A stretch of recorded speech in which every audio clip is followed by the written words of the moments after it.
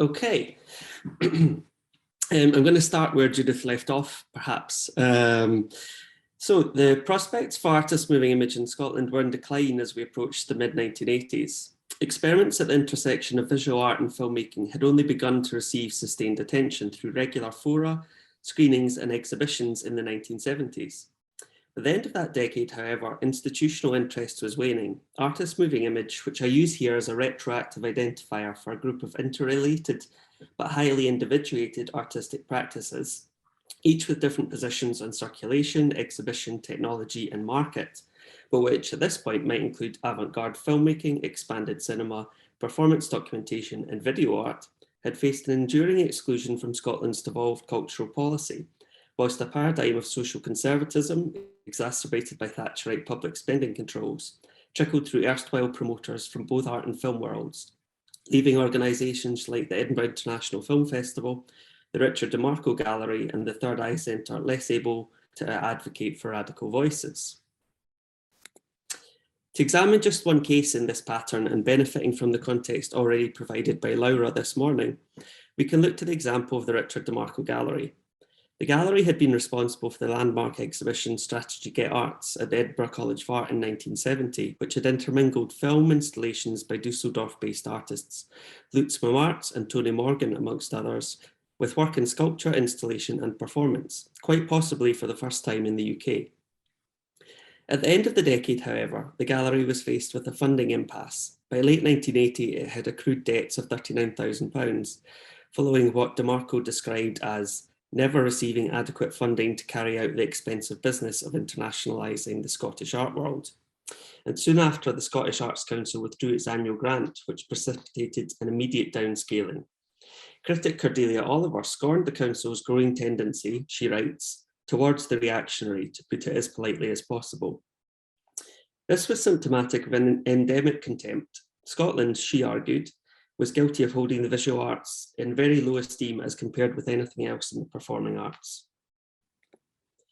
The liberatory promise of video media in particular, of putting a communications tool in the hands of people and artists, which in the 1970s had been espoused through projects like Vale TV, a novel public access television channel that ran for 6 weeks in 1976 as part of the innovative quality of life experiment in West Dunbartonshire, and was the subject of radical exhibitions like Video Towards Defining an Aesthetic at the Third Eye Centre in 1976, but had not been supplied with an adequate infrastructure. The centralising force of London institutions, new and old, had wrangled this unruly tool into its control. By 1986 then, where I start my overview today, custody for the still young media of film and video had been all but forfeited. Interviewed for my thesis research, curator Malcolm Dixon explains that it felt as though nothing had happened between 1976 and 1986. Through international connections, in Europe specifically, I will argue, a new generation of politicised artists and organised emerged in the decade which followed, who, for the first time, would broker a profile for contemporary art from Scotland without deference to London or any other hegemonic centre, effectively bypassing the historic middlemen who for so long had mediated the interface of Scottish art and the world. Moreover, at the core of these burgeoning networks were immaterial and intrinsically mobile experiments in film, video and performance. Reactive in some ways to the reorientation of Glasgow's Third Eye Centre away from supporting local artists and towards implementing a cost-effective model of touring programmes in the early 1980s, the Transmission Gallery was founded in 1983 as a space where its membership of around 35 artists could show their work. Initially, this comprised issue-based group shows dominated by painting, but after only a year, the gallery suffered flooding and a long closure. Calls were made for a new organising committee who then continued cultivating the gallery's political agenda, but also expanded to incorporate performance, film and video into its schedule, embracing too a growing network of peers, including Performance Magazine and Projects UK. In February 1986, committee members Malcolm Dixon and Doug Aubrey, with the support of Stephen Partridge, who had recently established the School of Electronic Imaging and Television at Duncan of Jordanson College of Art, led on the organisation of Glasgow Event Space, an exhibition which purported to follow on from Video Towards Defining an Aesthetic exactly 1 decade earlier. Featuring a mix of recent graduates and established UK names, its packed programme of screenings, installations, talks and events in Gallery 1 was matched physically by the overstuffed Gallery 2, comprising a 16-monitor video wall and library of videotapes. Glasgow Event Space made some international waves when participant Ian Haddo selected 8 of its videotapes to form a package dubbed Made in Scotland, which toured North American venues with the support of the British Council, not least including the Walker Arts Centre and Museum of Modern Art. At the latter presentation, coordinated by pioneering curator Barbara London, Made in Scotland occupied MoMA's ground floor video gallery for the month in March 1986. Despite the successful offshoots of its programme, Glasgow Event Space joined a chorus of complaint from earlier video projects, in that it failed to attract engagement from the local art critical establishment. Half-jokingly, Dixon wrote that one particular Glasgow newspaper, in fact the only one which reviews shows, did not send a critic to review the event because they did not know whether to send an art critic, film critic or TV critic. Though Glasgow Event Space had been exclusively concerned with presenting work from Scotland in concert with activity across the UK, it had proven that even if popular attention was lacking at home, positive affirmation might be found within an international community.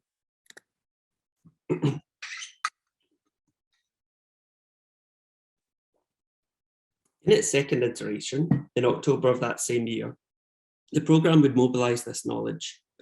Amongst Event Space 2's screenings and performances was a package of 22 tapes sponsored by the Goethe Institute, Video Art in the Federal Republic of Germany, featuring work by video pioneers Uli and Marina Abramovich, Klaus von Bruch and Namjoon Paik. The title was perhaps a misnomer, stretched to include the influence of those who had studied or shown in then West Germany.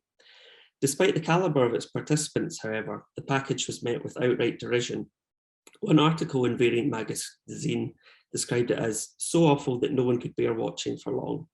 To its defence, Event Space organiser and Variant editor Malcolm Dixon conceded that it was indeed an erratic package, with bad tape copies and a lack of coherence between works, though he argues that contributions from, and please excuse my German pronunciation here, Marcel Odenbach, Ulrika Rosenbach, and Berlin-based post-punk video unit Gruppe Notarush Reflexe saved it from ending up in the transmission dustbin.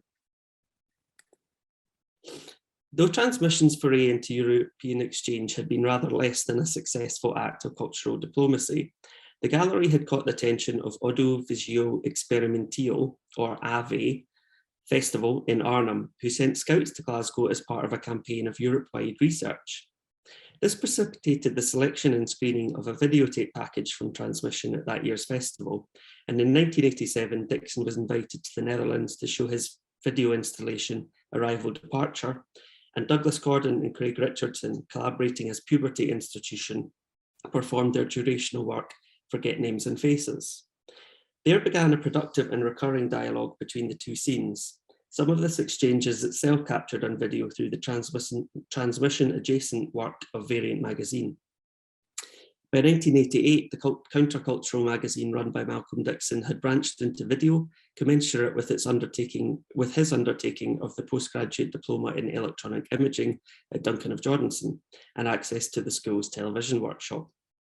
Variant Video, dubbed the Magnetic Magazine, launched with a pilot edition that brought together interviews with George Wiley and a profile of Puberty Institution, with original video work, slideshows, and a lengthy feature on AVE Festival 1988. Each of these segments is filtered through various effects, lending the package a unified style and blurring the distinctions between artwork and documentary forms. The pilot was a fairly limited edition, though it established a model for the series' two more focused iterations in 1989, Workers' City and Video Art, the Midnight of the Decade. Released to coincide with the 7th issue of the print magazine, their production and the distribution of around 500 VHS tapes was supported by Projects UK, Variant and the Duncan of Jordanson Student Production Fund. These were circulated via the festival circuit, premiering at Transmission in October 1989, followed by presentations at Abbey Festival, Brussels International Super 8 Film and Video Festival, and the Next 5 Minutes conference in Amsterdam. The lines of pan-European exchange pried open by the artist-led sector in the late 1980s through experimental modes of exhibition and communication prepared the ground for a definitive 1990 event that would forever alter the landscape for Scotland's cultural workers. Glasgow's reinvention as the European City of Culture in 1990 is perhaps the most aggressive manifestation of the creeping campaign of globalisation at the turn of the decade in Scotland. Representing the title's first use as a catalyst for post-industrial renewal, the year encompassed over 3,600 events involving over 1,000 organisations and costing over £50 million. As a case study for the neoliberal creative city, much has been written about Glasgow 1990 and its arguably unfounded reorientation of resource via projected touristic potential. Amongst its many effects, the festival inaugurated an era of what sociologists Hauserman and Siebel have called festivalisierung, or festivalisation, and left permanent changes in infrastructure and investment via sites like Tramway. A cavernous 19th century tram shed in Glasgow's south side, Tramway began hosting visual art exhibitions alongside a theatre programme in 1990, with a particular emphasis on monumental installations suited to its vast volume. The space, Rebecca Gordon-Nesbitt has noted, lent itself to the large-scale installations and film projections typical of that era, whilst the 1990 timing of its opening converged with what Erica Balsam has called the advent of a different, more cinematic paradigm of moving images within the gallery, largely due to the triumph of projection over monitor-based presentation. Amongst these was experimental animator Leslie Keane's Ra, The Path of the Sun God. Premiering at the Edinburgh International Film Festival and later shown on Channel 4, the feature-length film was installed within a theatrical environment at Tramway for a week of nightly screenings, including vast wall hangings, a bespoke portico structure, and 13 tons of sand. In the following years, however, the Glasgow District Council's festivals unit was disbanded, and Tramway wrestled with its own independence under a new administration, only reinstating a visual arts programme after prolonged lobbying efforts.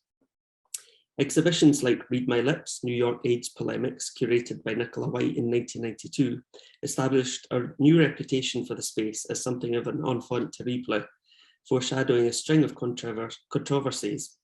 But it was a deceptively simple proposition the following year which would succeed in placing Tramway in concert with allied institutions across Europe.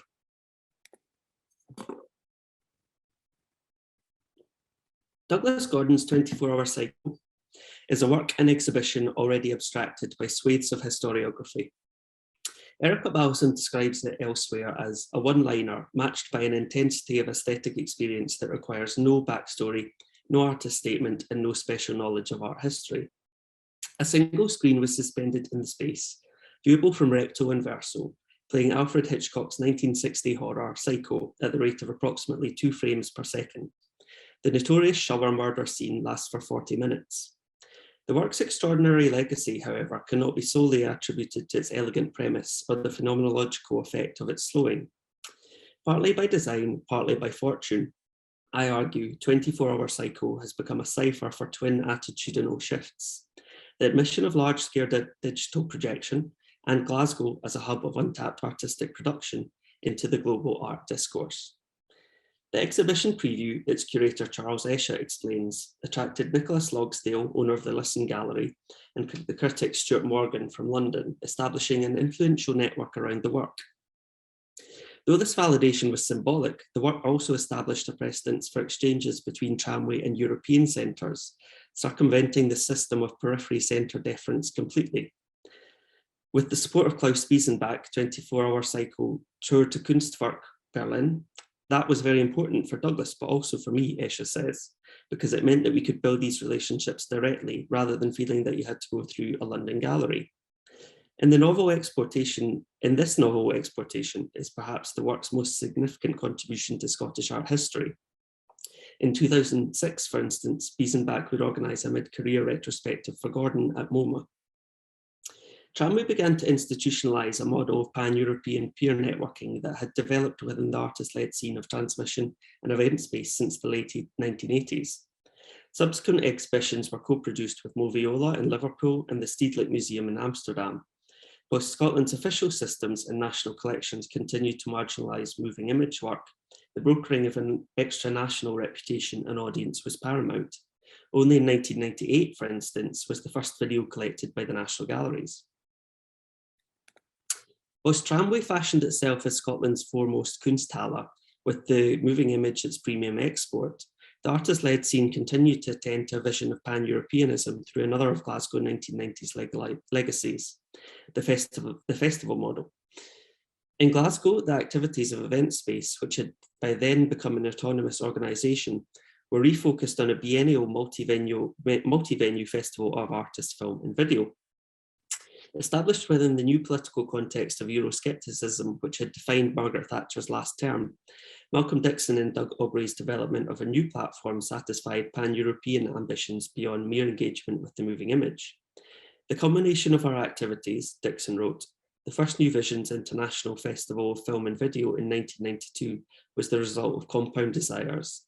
It came, he adds, at a pivotal moment, the reshaping of the world political map, the demise of the communist states and the recolonisation by global capital, the UK entering into Europe and increasing awareness of independence in Scotland. Much like Variant and Transmission then, New Visions should be understood as both an artistic and a leftist political platform. Though the programme of over 200 works reflected this intersection, it was not led by themes. Submissions guidelines invited all film and video works irrespective of format, genre or year of origin, requesting only that the material be new to Scotland. These submissions formed a core strand titled International Zeitgeist, which comprised 9 programmes shown at the Glasgow Film Theatre and Goethe Institute, featuring a mix of video, 16mm and Super 8 work by artist filmmakers including John Smith and Annette Kennerly. Transmission hosted Hungarian artist Gabor Cesári's opening night installation, LSD, involving a slit shutter camera and self-built projector, and housed a temporary videothèque thereafter. Amongst focuses on political documentary, the punk ethic in filmmaking and computer-generated video, specific geographic focuses were accorded to Norway, Denmark, Hungary, Switzerland, Australia, Slovenia and Germany, variously funded by diplomatic organisations including the British Council, Danish Cultural Institute, Royal Norwegian Consulate and the Goethe Institute.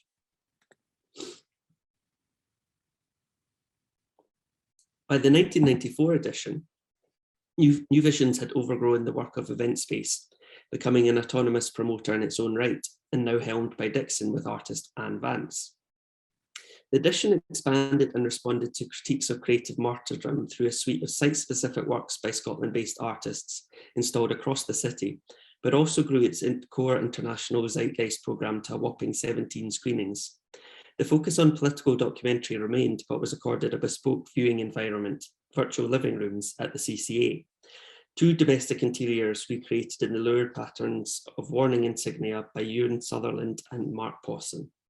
Lastly, a schedule of talks and presentations brought together radical media projects from across Europe. These included Amsterdam Translocal Network, a coalition of citizen broadcasters using public access cable to experiment in participatory television, London-based digital deviants who were exploring the use of computer technology in the creation and consumption of oppositional imagery, and Van Gogh TV, who produced the Piazza Virtuale, an interactive television programme at Documenta 9 in 1992. The 1996 edition, helmed by Vance and Paula Larkin, continued in a similar vein, further embracing the new artistic and connective potentials of the internet and the CD-ROM through projects at a new cyber cafe and in the basement of the recently opened Gallery of Modern Art. Already, however, a withdrawal of funding from the Scottish Arts Council signalled an unwillingness to support the festival's continuation, let alone expansion. Following a botched merger with Edinburgh's Fringe Film and Video Festival, this edition would become the last. In its programming, however, New Visions had fully realised its desire to position artistic production in Scotland in dialogue with a pan-European peer group, representing at least 20 European nations amongst its events and exporting work from Scotland in packages across festivals. In 2 registers, the new institutional and the artist-led, the decade between 1986 and 1996 had seen a wholesale transformation in the way that artists working with the moving image in Scotland interfaced with Europe. Of close relation to, the reputation of this work had grown by degrees from an outsider practice often described in terms of a media ghetto to a staple of mainstream programming. Recognised in Douglas Gordon's 1996 Turner Prize win, not incidentally the first for Scott and the first for video. More could be said of any one of these individual events, but I hope today, in the context of this conference, to have drawn attention to the particular means through which an emerging European self-image in Scotland was inextricable from the development of a capable moving image infrastructure. Too often, narratives of Scottish triumphalism have that success arrived inexplicably and without precedence.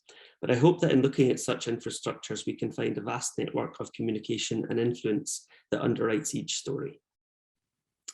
That's all for me. Thank you.